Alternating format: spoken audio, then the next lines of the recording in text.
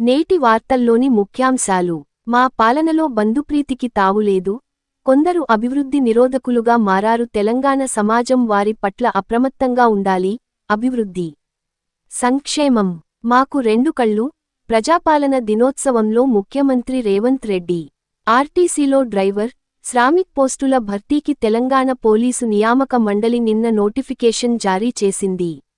మొత్తం ఉద్యోగాల సంఖ్య 1743 కాగా, ఇందులో డ్రైవర్ ఉద్యోగాలు 1000, శ్రామిక్ పోస్టులు 743 ఉన్నాయి. ఒకే ఉత్తర్వు.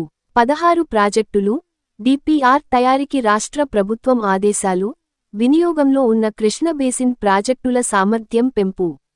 రజాకర్ల దారుణాలు పహల్గాం దాడి లాంటివే, ఎవరో చెబితే ఆగలేదు. ఆపరేషన్ సింధూర్ ముగిసిపోలేదు. కేంద్ర రక్షణ శాఖ మంత్రి రాజ్నాథ్ సింగ్ స్పష్టీకరణ. ఇది పొంతనలేని తీర్పు, పిటిషనర్ల సందేహాలని నివృత్తి చేశాం. రివాల్యుయేషన్కు నిబంధనలు అనుమతించవు. సింగిల్ జడ్జి తీర్పును రద్దు చేయండి. హైకోర్టు డివిజన్ బెంచ్లో టీజీపీఎస్సీ అప్పీలు. భాష, జ్ఞానం, నైపుణ్యాల కలబోతగా విద్య, దేశానికి దిక్సూచిలా ఉండేలా విద్యా విధానాన్ని రూపొందించండి. సీఎం ఆదేశం. క్రీడా వార్తలు. ఆస్ట్రేలియా మహిళల జట్టు తో వన్డే సిరీస్లో భారత జట్టు రెండో వన్డేలో 102 పరుగుల తేడాతో ఘన విజయం సాధించింది. నేటి సూక్తి. నిశ్శబ్దంగా ఉండండి, ప్రతిదీ గమనించండి, మర్యాదగా ఉండండి, ఆలోచించి మాట్లాడండి. ఇది ఉన్నత స్థితికి తీసుకుపోతుంది. ఆరోగ్య చిట్కా. మజ్జిగలో శొంఠి పొడి, ఉప్పు కలిపి తీసుకుంటే విరోచనాలు తగ్గుతాయి. నిన్నటి జీకే ప్రశ్న.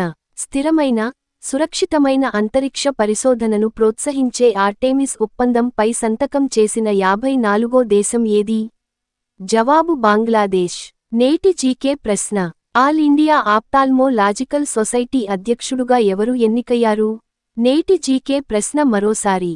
ఆల్ ఇండియా ఆప్థాల్మో లాజికల్ సొసైటీ అధ్యక్షుడుగా ఎవరు ఎన్నికయ్యారు?